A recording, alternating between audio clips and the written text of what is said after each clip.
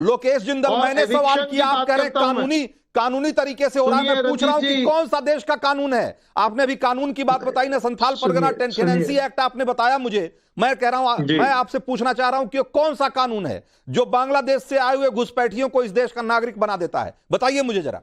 देखिए रंजीत जी, अगर कोई भी बांग्लादेश से अवैध तरीके से भारत में प्रवेश करता है तो केंद्र सरकार की जिम्मेदारी बनती है हम्म। कि ऐसे व्यक्ति को तुरंत डिपोर्ट करें, पहचाने और तुरंत डिपोर्ट करें। जी नहीं, तो ये राज्य सरकार की जिम्मेदारी बनती है, केंद्र सरकार की जिम्मेदारी बनती है, वो मैं पूछूंगा। केंद्र सरकार की जिम्मेदारी बनती है कि बॉर्डर से घुसपैठ नहीं हो। लेकिन आर्टिकल अगर घुसपैठ हो गई, 355, घुसपैठ हो नहीं गई, नहीं, तो लोकल एडमिनिस्ट्रेशन का काम है कि घुसपैठियों की आर्टिकल पहचान करे और उसको आर्टिकल डिपोर्ट कर, 355, उसको रिपोर्ट करे। आर्टिकल 355 365 के तहत हाँ। अगर आप पढ़े, आर्टिकल 355 में ये क्लियर लिखा हुआ है कि केंद्र सरकार की जिम्मेवारी है कि वे राज्य सरकार को बचाए किसी भी प्रकार के फॉरेन इन्फ्लुएंस, फॉरेन डेंजर से या थ्रेट से। हाँ। तो अगर मैं बात करता हूं, अगर किसी प्रकार का अवैध घुसपैठ होता है, बीएसएफ बॉर्डर सिक्योरिटी फोर्स है और केंद्र की ऐसी कई पैरामिलिट्री ऑर्गेनाइजेशंस है जो हाँ। ऐसे कई घुसपैठों को रोकती है और उसे और राज्य सरकार को बचाती भी। तो अगर आप कहेंगे कि कल को राज्य सरकार का जिम्मा बन जाता है कि अवैध घुसपैठ को रोकना, तो ये गलत है, ये असंवैधानिक है। नहीं, ये असंवैधानिक नहीं है। आपसे और हमसे कहीं ज्यादा इस बात की समझ देश की अदालतों को है, और देश की अदालतों में इससे जो फैसला आया है वो भी आपको भी मैं दिखाऊंगा। लेकिन उससे पहले मैं अमित मंडल के पास चलूंगा। अमित मंडल, ये कह रहे हैं कि भाई ये केंद्र की जिम्मेदारी बनती है कि भाई देखिए सबसे ये घुसपैठ रोकी जाए। मैं देखिए कह रहा हूं कि सबसे घुसपैठ जब हो गई, ये बात ठीक है, ये आपकी सरकार की जवाबदेही है, जो केंद्र सरकार है उसकी जवाबदेही है। ये घुसपैठ नहीं होनी चाहिए, और हो रही है तो आपको जवाब देना पड़ेगा।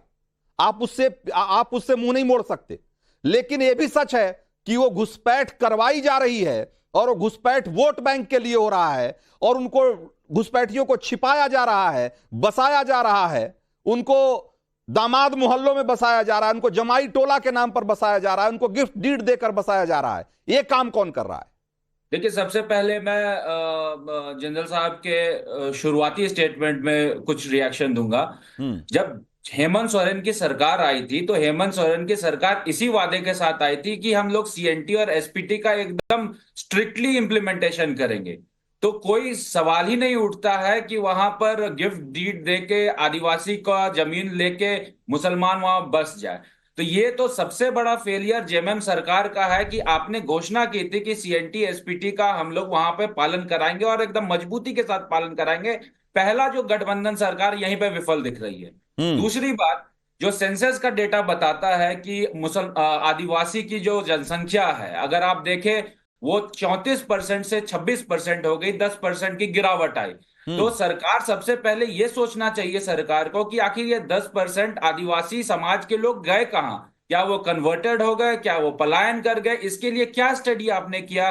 क्या आपने यहाँ पर आयोग बनाया? और जेएमएम और कांग्रेस की सरकार ने अपने तरफ से इसको देखने के लिए क्या प्रावधान किए? हम्म। अभी जिस प्रकार से हम लोग बांग्लादेशी घुसपैठिए की बात कर रहे हैं, और आपने अपने रिपोर्ट में भी दिखाया था, मैं उन मुखिया का नाम लेना नहीं चाहता, लेकिन मैं आपके टीवी चैनल के माध्यम से कुछ साहेबगंज के वैसे प्रखंड के वैसे पंचायतों का नाम लेता हूं, उनके शोहर का नाम ले लेता हूं, तो क्लियर हो जाएगा जनता को। बरेट संताली से देखिए, मोहम्मद आजाद उनके शोहर हैं, जो मुखिया बनी है वो आदिवासी है।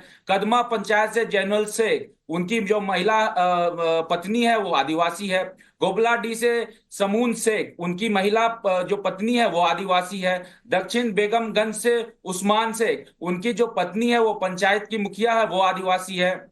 लखीपुर से मोहम्मद सनूनुल शेख, उनकी जो वाइफ है वो आदिवासी है, वो मुखिया है। सतगाची से मोहम्मद रहमत विश्वास, उनकी जो वाइफ है वो आदिवासी है, मुखिया है। माधवापाड़ा से समरनुल इस्लाम, उनकी जो वाइफ है वो आदिवासी है, वो मुखिया है। हम्म। मयूर कोला से वकील अंसारी, उनकी जो वाइफ है वो आदिवासी है, वो पंचायत की मुखिया है। तो आप ये बताइए कि शोहर का नाम मोहम्मद और वाइफ का नाम आ गया आदिवासी हांसदा, should do, तो किस प्रकार की रिजर्वेशन की अब आप बात कर रहे हैं? वो तो रिजर्वेशन एसटी का लेकर जो एक गैर आदिवासी है वो पूरा बेनिफिट ले रहा है पंचायती राज व्यवस्था का।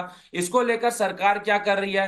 महागठबंधन की सरकार इसमें भी विफल दिख रही है। ना सीएनटी एसपीटी का इम्प्लीमेंटेशन हो पाया, ना पंचायती राज व्यवस्था को ठीक हो पाया, ना बांग्लादेशी घुसपैठियों को आपने रोका। लोकेश जिंदल, ये कौन सा कानून है? अभी आप कानून की दुहाई दे रहे थे, अभी आप कानून की दुहाई दे रहे थे। ये किस कानून के तहत हो रहा है घपलेबाजी? और इस घपलेबाजी को कौन सा कानून संरक्षण दे रहा है, भी बता दीजिए अब। जी, मैं अपने भाई को थोड़ा सा करेक्ट कर दूं। हाँ, कि उन्होंने कहा कि एक जो है मुस्लिम व्यक्ति की अगर पत्नी आदिवासी है तो आप किसी भी कानून के तहत आप ऐसा विवाह का नियम नहीं ला सकते कि एक आदिवासी महिला किसी गैर आदिवासी से विवाह नहीं कर सकती। अगर ऐसा विवाह होता भी है, नहीं, सुनिए सुनिए सुनिए सुनिए सुनिए, एक मिनट, गलत पॉइंट दे रहे हैं। सुनिए, मेरी बात सुन लीजिए। व्यवस्था में रिजर्वेशन एसटी का है तो आपको ये मालूमात होगी कि विवाह के बाद में वह व्यक्ति को एसटी के राइट्स नहीं मिलते। विवाह के बाद में वह जो व्यक्ति है, वो जो पुरुष है, वो जो हक है महिलाओं के, उसको नहीं मुआवजा कर सकता।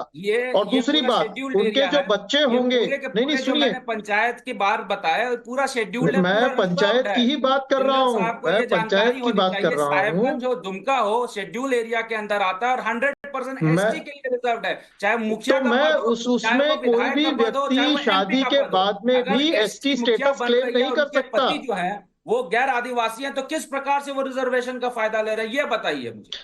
तो रिजर्वेशन का फायदा महिला को जाता है, उनके पति को नहीं जाता। आप समझिए बात को। आप क्या कहना चाहते हैं कि अगर विवाह हो जाता है तो उस महिला का हक उससे छीन लिया जाए? मैं इतना ही कहना चाह रहा हूं कि पूरे संथाल परगना में, पूरे झारखंड में लव जिहाद हो रहा है, लैंड जिहाद हो रहा है और वोट जिहाद हो रहा है, जो जेएमएम की सरकार कर रही है, जो कांग्रेस की सरकार कर रही है और जो राजद की सरकार कर रही है। देखिए, आप मुद्दे की बात कीजिए। पूर्णतः रोकने के लिए जेएमएम की सरकार और हेमंत सोरेन की सरकार कोई काम नहीं कर रही है। मैं बस इतना कह रहा हूं। ठीक है, मैं अपने दर्शकों को बताना चाहता हूं कि इस डिबेट में जेएमएम के तनुज खत्री को जुड़ना था, वो जुड़े भी, लेकिन जैसे ही हमने शुरुआती रिपोर्ट दिखाई, उसके बाद उन्होंने माइक डिस्कनेक्ट कर दिया और चले गए उठकर। वो उसका जवाब नहीं दे पाए। लेकिन उनके जाने से जो सच्चाई है वो बदल नहीं जाएगी।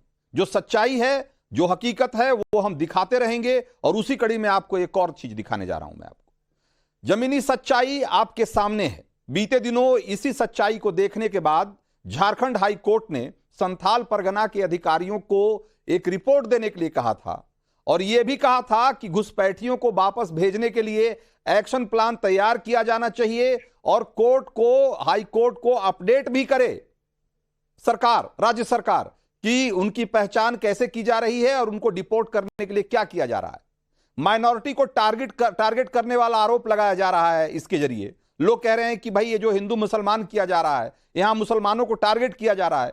लेकिन आपको यह जानना चाहिए कि कोर्ट में सैयद दानिश ने घुसपैठ को लेकर याचिका लगाई थी, किसी हिंदू या किसी आदिवासी ने नहीं।